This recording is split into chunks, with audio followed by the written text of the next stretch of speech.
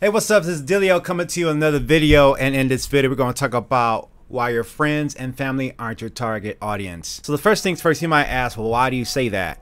Well, I think that oftentimes as an independent artist or as a musician or as a music producer, you know, we have these kind of connections where we think that family, we might have this unspoken entitlement of expecting certain accolades from friends and family. And, you know, at times that we get it, it's good.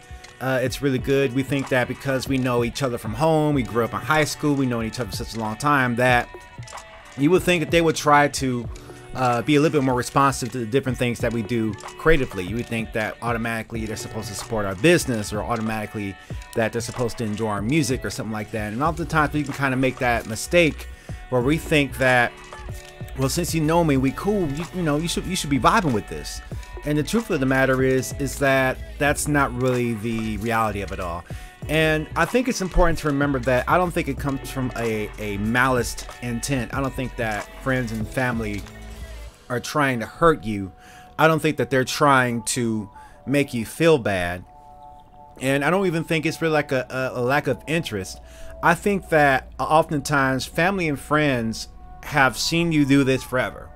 They are so used to you being great. It's like, oh, he put out a dope track. Yeah, I know he put out a dope track. I mean, he always puts out a dope track. What's the big deal? Or he or she always makes a great product and stuff like that. And they've been doing this for years. And I think that oftentimes friends and family who've seen you grow up from you beginning to do this to the point now, I think they're just used to you doing it. I think that they're used to you just kind of cranking out amazing stuff all the time. And as an artist and creative person, you're like, well, geez, how come you're not responding to this? How come you're not sharing this post? And I think that the lesson that we can take from that is that family and friends are not our target audience. How much more family and friends are we going to have to bring into the fold of what we're doing creatively, from our YouTube channels to our music to our products and stuff like that? We got to pay attention that in order to build our businesses, in order to build up our brands, we have to learn how to reach new people and consistently reach new people, because that's what's going to help your business grow. Because there are people out there in the world, and I've said this in other videos like this in this independent artist empowerment series, that there are other people out there in the world that actually like you for who you are and what you do the way that you do it. The problem is that what we have in front of us that's kind of blinding our view to the people behind us who actually like what we do is that we kind of get caught up in the lackadaisical response from people that we know. We just kind of like, wow, I guess it ain't that great. While there's thousands of people out there who we haven't even met yet, who haven't seen us, who actually really like what we do and are willing to support it. And that's another thing. I think oftentimes it can be a mistake to think that no one will support it because the people in front of us don't support. And that's not the case either. There are too many people in the world for you to get caught up in that, because there are so many more people out there that will support, that will listen to your music, that will vibe with it. You might be surprised. I've been surprised on this YouTube channel. You know, I mean, I was a kid who was always making beats. I was a kid who was always like kind of doing really cool stuff creatively. And I think that sometimes everybody around me say, hey man, that's one talented guy, but it's like they're used to it. It's like they expect they have an expectation of excellence. Like, yeah, it's gonna be awesome. We already know. We get it. We get it. You're good at what you do. We get it. That's nice. And that's a good thing. Like I said, I don't think it comes from a malintent, but I think that as an entrepreneur, as a creative person who's creating content, our job is to reach new people. And that's going to be the main resource that fuels the music, that fuels the business, that fuels all of that.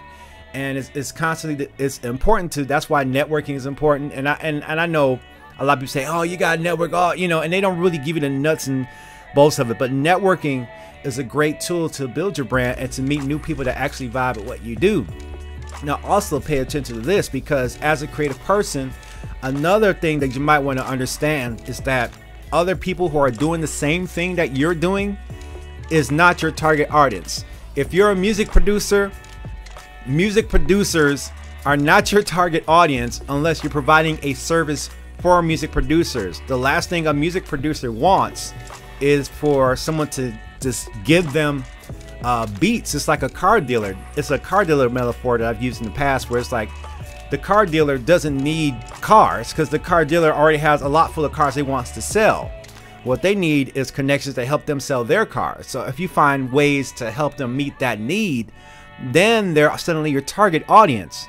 But you know, sometimes I get producers who I don't know soliciting me tracks, and I have no relationship with them, and I know that they're trying to grind, and they think that I'm just going to go listen to the tracks, and it doesn't work like that, because I just simply don't have time, because I'm still working on my brand. And I understand the need for feedback, and I understand that sometimes I think a music producer might think, okay, well, if I get this in front of this person's ear, that something will happen. Me personally, I never really experienced it that way. I think that the best way to make a connection is to find people that you can have a relationship with, that you can talk to, you can build with, and then things start to branch off from there. But if the person doesn't know you, they're not going to have much incentive to buy your product or listen to it or check it out. So it's very important to keep that in mind. So same thing with creating content and stuff like that for music producers or artists and stuff like that. You know, if you're going to market to artists, then you got to create some sort of content or service for artists. You got to find a way to serve them. You can't just go ahead and tell artists, hey, I want to sing a song for you, I want you to check it out, stuff like that. Without a relationship, it doesn't work like that. One of my gripes is that a lot of times at a lot of open mic events here or stuff like that, or even producer battles, is the thing is, in my opinion, yeah, it's cool, you can network with other producers, but they may or may not have a connect, and they may or may not have the incentive to put you on unless they know of you already and stuff like that. It's very hit and miss, but oftentimes, and I see this a lot of times in Atlanta, these pay to perform events where you're paying to perform, but the room you're paying to perform in front of is full of other people who are bringing their friends to pay to perform as well. And oftentimes it's a hard sell. It's a hard sell to sell your music to a room full of people who are trying to do the same thing. That's why it's important to find consumers of what you're doing. That's your target audience. And I think that if you find more strangers to build a relationship, then you can start to build with that, and that can be your target audience. And then you can be more objective, and also it will matter to you less if they don't vibe with it, because you don't have too much of a prior relationship with them beforehand. So if they vibe with it, that's great, and that's someone new that you can keep talking to and building a relationship for and creating content for. And if they don't, that's fine. You don't have that same connotation and that same emotional connection that you had before, where people have grown up with you and seen you grow up as a child and stuff like that. So that's kind of a big difference right there. And that's another reason why friends and family are not your target audience, because you only have so much family. And if you're like me, family's probably seen you do good music all the time, and they support. And it's not, like I said, it's not a malice intent. But I do think that oftentimes people are used to you being great. They're used to you doing it, and they expect nothing less. It's like, yep, there he goes again. He's doing it. And that's great.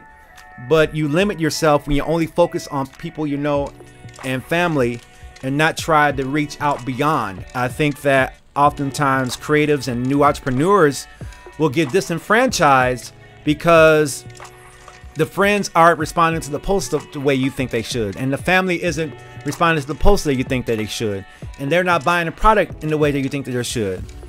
But at the same time, you just got started. You just got started, and an inexperienced person may not know that just being a creative person with your arts and stuff on your own, without the big financial support of a label or something like that, or the big financial support of some sponsor or something like that, that it's a long game.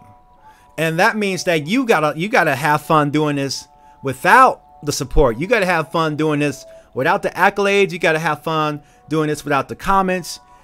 This has got to be something that you love to do. And I'll be honest with you, making music and stuff like that was something that I loved doing before we had social media. Making music and beats and making videos and creating content was something I used to make videos and content and just sit at home and watch it myself, just because I like making stuff, you know. And I think that it's very easy to get caught up in the lack of response, and you get disenfranchised real quick. And I'll be honest, I'll get disenfranchised too, because I'm human. I'll get tired. But every time I step back, I kind of refix my perspective to try to do something a little bit more, to get more intent on what I'm trying to do, and better understand this is a long game. So since it's going to be a long grind, this could be a lifelong grind. So since it's going to be a long grind, what can I do to have fun? What can I do to make the experience easier? What can I do to be creative and create things that I enjoy and appreciate on my own? And then in addition to that, take advantage of the privilege of sharing it with the world. You know, that's important. You have to make sure that you like doing it first, and then branch out to meet the strangers, meet people you don't know, create content. That's what I tell everybody all the time. And I guess, I don't know if I'm being heard or not, but I tell people who talk to me about their business challenges and stuff like that, you need to make content. You need to be making videos. You're doing what you're doing. And maybe I need to talk about that, about the insecurities that I think a lot of people have for making content. And I always get the same thing. I'm gonna do it. I'm gonna get to it, you know. And I was listening to another YouTuber, and I forget her name, but she was talking about, I guess there's research, and the thing is, it's like humans get the dopamine hit from talking about what they want to do. And I was like, wow, that's true, because sometimes I like to talk about what I want to do. And it's like, and it feels good to talk about, yeah, okay, I'm gonna get this good. It feels good talking about it. And then we get this dopamine kick from talking about it. And then once that dopamine kick is done, then it's all done. Then we don't even go and act on it. Then we wait for some other kick or some other push. So we have to make sure to not get so focused on talking about it. We have to make sure, really make sure, do we love what we're doing? Do we really want to get good at it? I'll be honest with you, I've been running for almost 4 months now, and I'm just starting to feel some sort of groove with it. I'm just sort of starting to feel like I got something going on here. I feel a form coming together. And it took me a while to do that, but my intention was losing weight, and running was hard for me.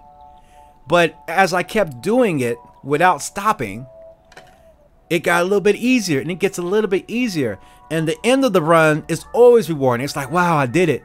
That relaxing feeling of finishing something that was challenging for you and you accomplished it is one of the best feelings in the world. So try to focus more on the love of actually creating and doing versus the response that you get from friends and family, because it's going to be limited. And that's just the reality of being an independent artist. And you know, and I get it that people won't really respond to it until they see other people respond to it. Until they see you on a certain platform or a certain level, they just kind of like, oh, that's cute. You know, he's been doing that. Yeah, that's good. And they don't really take it serious, but that doesn't mean you don't take it serious. And at the same time, maintain balance. Take yourself serious, but then don't take it too serious, right? So that's my talk for today, independent artist empowerment video. If you like this type of content, let me know in the description below. Hit the subscribe button, hit the like button, and I will see you guys in the next video. Trying to get back cranking out these videos, stuff like that. Got my equipment game up, so we're gonna keep it moving. All right, thank you for watching.